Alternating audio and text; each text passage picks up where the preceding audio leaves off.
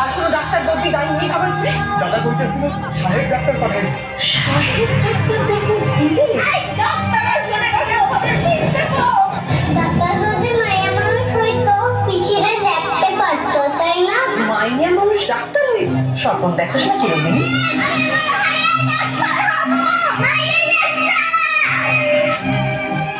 21 বছর বয়সে কাদম্বিনী গাঙ্গুলির বিবাহ হয় আইনজীবী দ্বারকানাথ গাঙ্গুলির সঙ্গে।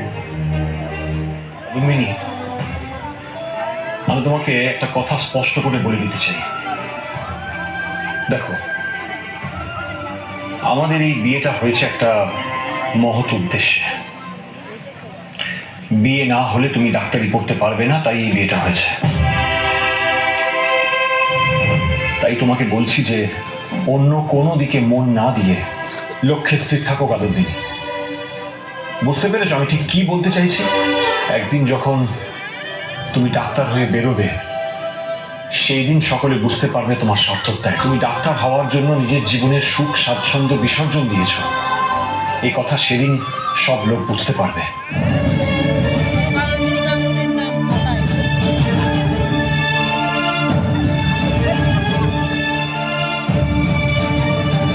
নিরঞ্জন বাবু, আপনার মুখ চোখ এরকম কেন? রেজাল্ট কেমন হয়েছে? আমি পাশ করে গেছি। বাহ, এ তো খুব ভালো খবর। কিন্তু আপনি পাশ করেননি। আমি আপনাকে বলেছিলাম ডক্টর চন্দ্র পাশ করতে দেবেন না আপনাকে। 1 নম্বরের জন্য পাশ করতে দেননি আপনাকে। আপনি এখনই গিয়ে ডক্টর কোর্সের সঙ্গে কথা বলুন। এটা তো হতে পারে না কেউ 1 নম্বরের জন্য ফেল করবে, আর আপনি তো ভালো পরীক্ষা দিয়েছেন।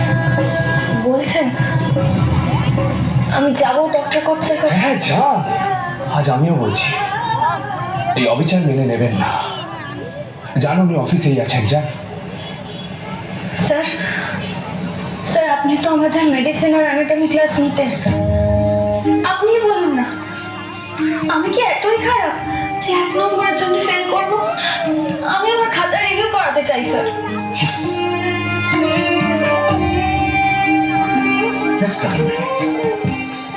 Ignore me.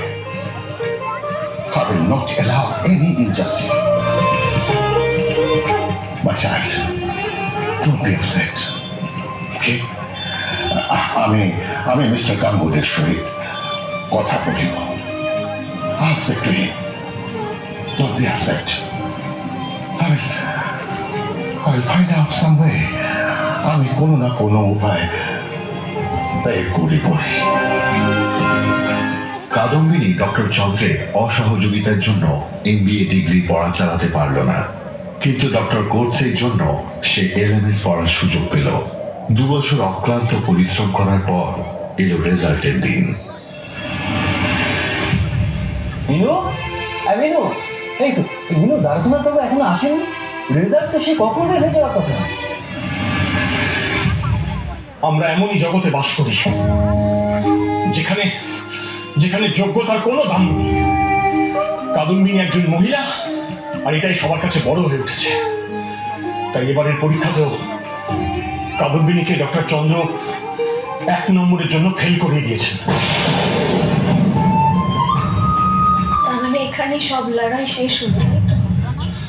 না, কখনো না। মিনু, মিনু, তুই বিলেতে যাবি মিনু। তুই সেখান থেকে ডিপ্লোমা নিয়ে আসবি, যাতে কেউ না বলতে পারে যে তোর ডাক্তারি করার ক্ষমতা নেই। না হনুমান দাদা, আমি ঠিক করেছি ডক্টর কোর্টস আমাকে যে ডিগ্রি দিচ্ছেন আমি তার ভিত্তিতেই এগোবো।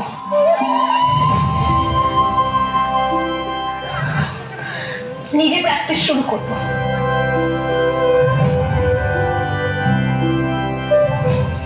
হনুমান দাদা, আমার বিলেত যাওয়ার টাকা আমি নিজেই রোজগার করব। মা, মা, আমি যদি নিজস্ব চেম্বার শুরু করি আপনাদের কোনো অসুবিধা নেই তো? এটা মানে কি?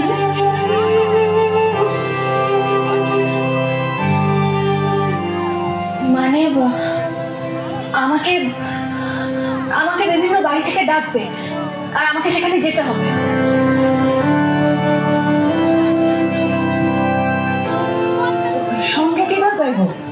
তুই একা একা অচেনা বাসা দিতেও যাবি, কোনো কোনো বিপদ আপদ হইলে?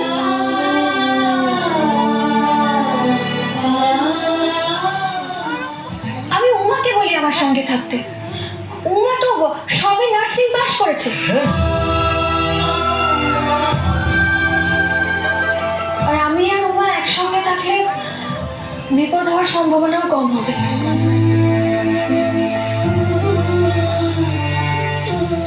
মা, আপনি একদম চিন্তা করবেন না।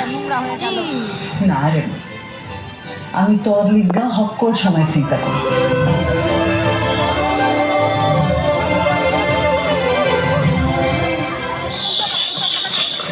আইসেছে দেখি কেউ আইসেছে। তুমি বলো, বুঝে করো, আমি সবকিছু বসাই দিতেছি। আগে রোগীর বাড়ির লোককে ভেতরে আসতে তো দাও। আসতে পারি ডাক্তারবাবু? আগে গিন্নিমা পাঠালেন, রাতে খুব যন্ত্রণা হচ্ছে বৌরানি। আপনি চলুন ডাক্তারবাবু, অবস্থা ভালো না এখন তখন। বৌরানির দাঁতে ব্যথা বলে এখন তখন অবস্থা। মা, কি হচ্ছে বলো তো? দিদিকে কোথায় প্রসব করাতে হইব, ব্যাটাচারিরা পাঠাচ্ছে না, তাই বোধহয় দাঁতে ব্যথা হইছে। আচ্ছা শুনুন, আপনাদের বৌরানি আজ কি খেয়েছেন আমাকে বলতে পারবেন? আগে সে তো বলা মুশকিল, তবে হেসেল থেকে দেখলাম মাছ, ডাল, চচ্চড়ি সবই গেল, আবার খালি থালাও ফেরত এলো। বুঝতে পেরেছি। উমা, তুমি যা ভাবছো তাই ঠিক, সব গুছিয়ে নাও। আমাদেরকে সব কিছুর জন্য প্রস্তুত থাকতে হবে। আপনি বাইরে অপেক্ষা করুন, আমরা আসছি। আচ্ছা।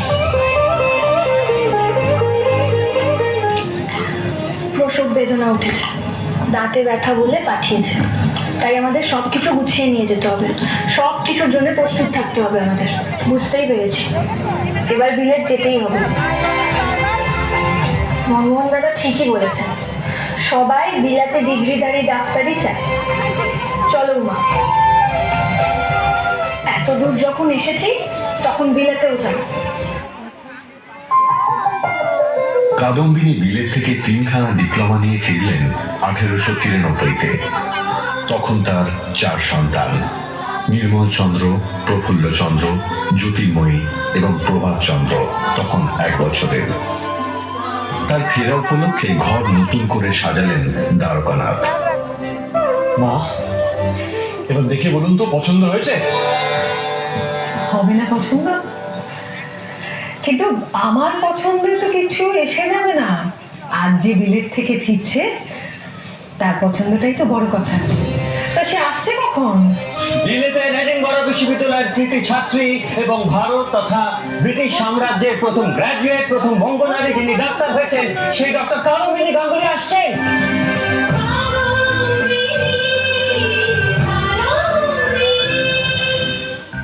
সত্যি মনমোহন দাদা পারেও বটে। কি করতে করতে যে এলেন সারাটা পথ ধরে, আমি যেন কি না কি করেছি।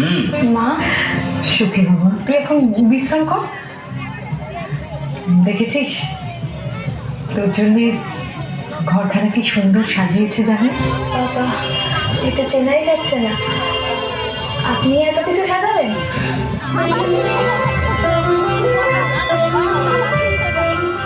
ঈশ্বরের কাছে প্রার্থনা করি তুমি অনেক নাম করো ডাক্তার হিসেবে, তোমার চিকিৎসায় যেন অনেকে সুস্থ হয়ে ওঠেন। আচ্ছা শোনো, আমি আর মনমোহন বাবু তোমার প্রাইভেট প্র্যাকটিস আরম্ভ করার সমস্ত ব্যবস্থা করে রেখেছি। মন দিয়ে ডাক্তারি করো।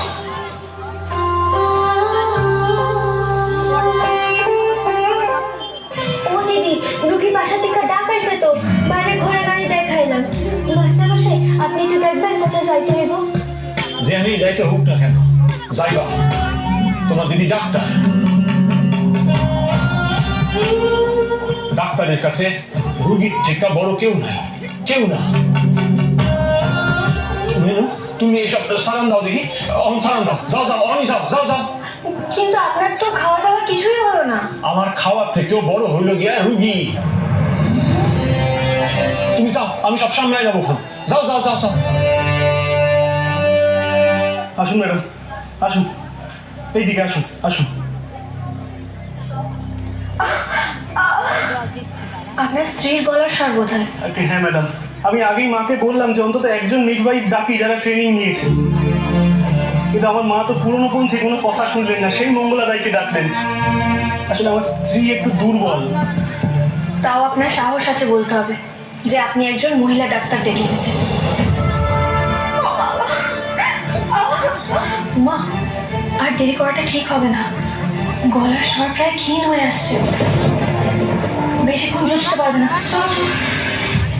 আর কষ্ট পেতে হবে না। আচ্ছা মা, ফোর্সেপ বের করো, ছুরি শুদ্ধ। দিদি, একটু গরম জলের ব্যবস্থা করবে? আমি যাই।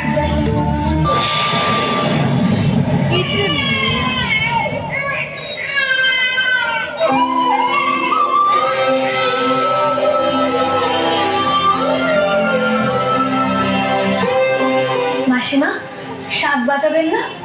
মেয়ে হয়েছে। উনি এলেন বলে প্রাণটা বাঁচল, মেয়ে সুস্থভাবে জন্মগ্রহণ করল।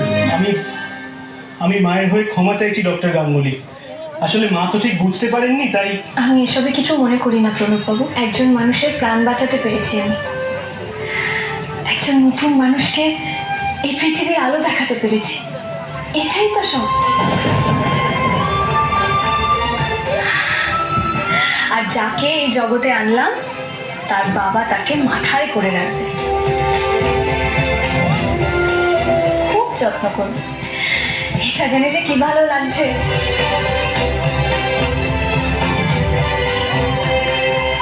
এই সমাজে একদিন আসবে যেদিন পুরুষদের পাশাপাশি মেয়েরাও মাথা উঁচু করে চলবে, তারা সংসার ধর্মও পালন করবে, আবার বাইরের জগতে নামও কিনবে। সেদিন হয়তো আমি এই পৃথিবীতে থাকবো না, কিন্তু অনেক মেয়েরা থাকবে আমার উত্তরসূরি হয়ে, যারা গৃহিণী হয়েও অসাধ্য সাধন করবে। মেয়েদের জন্য এক নতুন যুগের সূচনা হয়েছিল কাদম্বিনী গাঙ্গুলির হাত ধরে। বাংলার তথা দেশের অগণিত মহিলারা ভাবতে পেরেছিলেন যে তারা বাইরের জগতে পা রাখতে পারেন, আত্মনির্ভর হতে পারেন। আমাদের সশ্রদ্ধ প্রণাম এই মহীয়সী নারীকে।